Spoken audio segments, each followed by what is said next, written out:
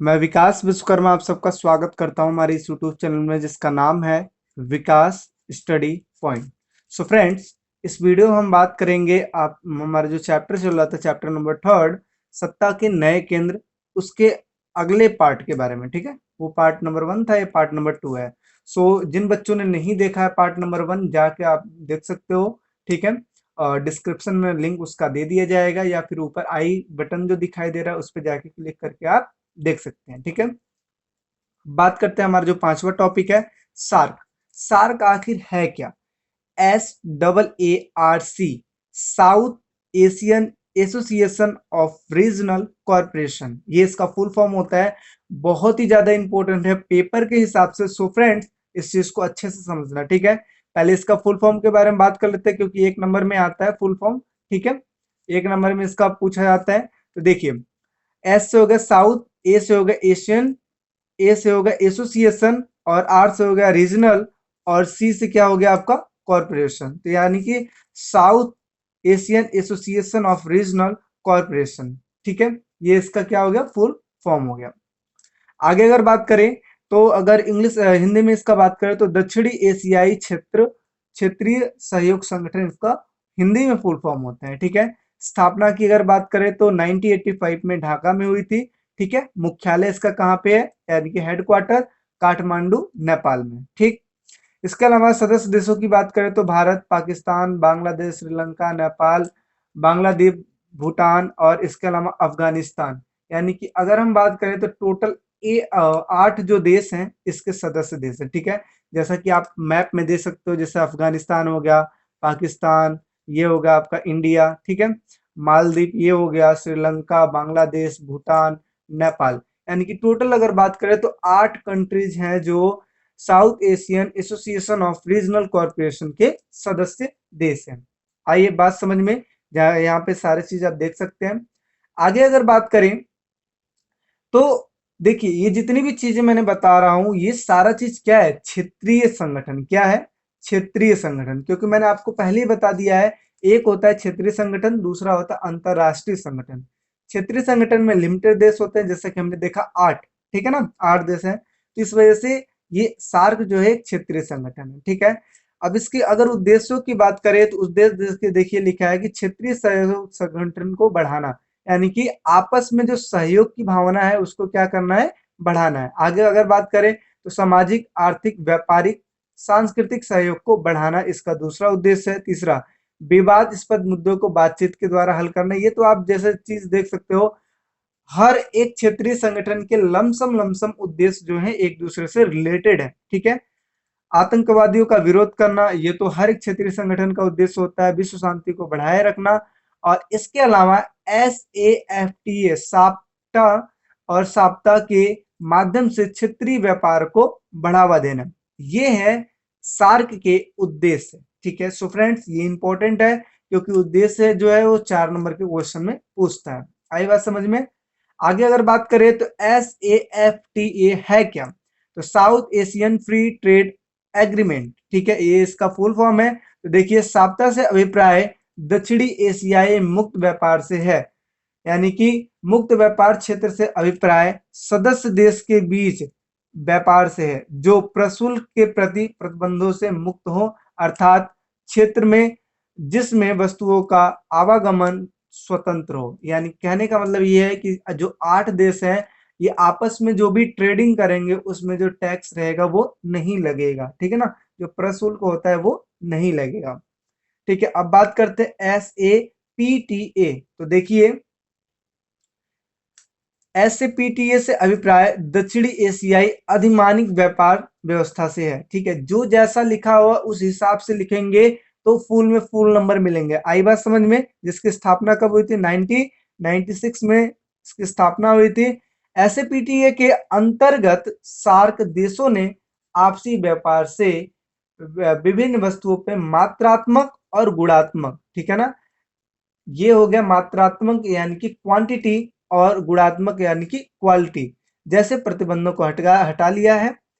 इसके अंतर्गत सार्क देशों ने अनेक व्यापारिक बाधाओं को हटा लिया है, जिसमें इन देशों में आर्थिक सहयोग की भावना बढ़ी है या फिर आर्थिक सहयोग को बढ़ावा मिला है।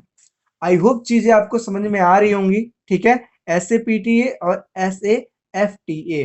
ठीक है, अब बात कर लेते हैं हमारा जो अगला टॉपिक है उसके बारे में, ब्रिक्स। ठीक है, नया टॉपिक जो आपके सिलेबस में जुड़ा है, ब्रिक्स। ठीक है, इसके बारे में बात कर लेते हैं। तो इसको देखिए, अगर मैं बात करूं तो स्टार्टिंग में जो ब्रिक्स है उसको ब्रिक बोला जाता था। क्या ये एस जो था ये एस नहीं था, यानी कि BRIC। ठीक है, ये बोला जाता है, यानी कि बी से ब्राजील, आर से रसिया, आई से इंडिया, सी से चाइना, एस से साउथ अफ्रीका। ठीक है, तो स्टार्टिंग में इसको ब्रिक बोला जाता था, यानी कि ब्राजील, रसिया, इंडिया और चाइना बोला जाता है। ठीक है ना, जिसका ये फुल फॉर्म है। लेकिन 2010 में साउथ अफ्रीका ब्रिक का सदस्य देश बना, इस वजह से इसका नाम क्या हो गया, ब्रिक्स। ठीक है ना, लास्ट में एस भी लग गया, तो इस वजह से इसका फुल फॉर्म है ब्रिक्स। आई बात समझ, याद करना बहुत ही आसान है, क्योंकि ये जो इसका फुल फॉर्म है ये देशों के नाम ही है। ठीक है, अब देखिए यहाँ पे 1 नंबर के क्वेश्चन में आपसे ये पूछा जा सकता है कि जो साउथ अफ्रीका है वो ब्रिक का सदस्य कब बना। तो आप ये बोल सकते हो कि 2010 में साउथ अफ्रीका ब्रिक का सदस्य बना, इस वजह से इसका नाम ब्रिक्स पड़ गया। ठीक है, जैसा कि आप इमेज में देख सकते हैं, ब्रिक। ठीक है ना, ब्राजील, रसिया, इंडिया, चाइना और साउथ अफ्रीका। ये आपका देखिए, ये जो है ये आपका ब्राजील हो गया, ये जो ऊपर का हिस्सा आप देख रखे हैं ये रसिया हो गया, ये हो गया आपका चाइना, ये हो गया आपका भारत, और इसके अलावा ये हो गया आपका साउथ अफ्रीका। ठीक है, तो आप मैप में देख सकते हैं। आगे अगर बात करें तो ब्रिक एक क्षेत्रीय संगठन है। क्या है ये, क्षेत्रीय संगठन है जिसे 5 देशों यानी कि ब्राजील, रूस, भारत, चीन और दक्षिणी अफ्रीका के बीच व्यापार, राजनीतिक, सांस्कृतिक सहयोग को बढ़ावा देने के लिए बनाया गया था। ब्रिक्स की शुरुआत 2006 में रूस में हुई थी, जिसका गठन 2009 में किया गया था। आगे गठन के समय इसमें 4 सदस्य देश थे, जैसे मैंने बताया ना, ब्रिक यानी कि ब्राजील, रसिया, इंडिया और चाइना, बस इतने थे। लेकिन 2010 में दक्षिणी अफ्रीका भी जुड़ गया, इस वजह से इसका नाम क्या पड़ गया, ब्रिक्स पड़ गया। ठीक है ना, आई बात समझ। तो ये लिखा है जिससे इसका नाम ब्रिक्स से बदल के ब्रिक्स हो गया, जैसा कि आप इसमें देख सकते हैं। ठीक है, ये इन देशों के प्रेसिडेंट हैं। चीजें आपको अच्छे तरीके से समझ में आ रही होंगी।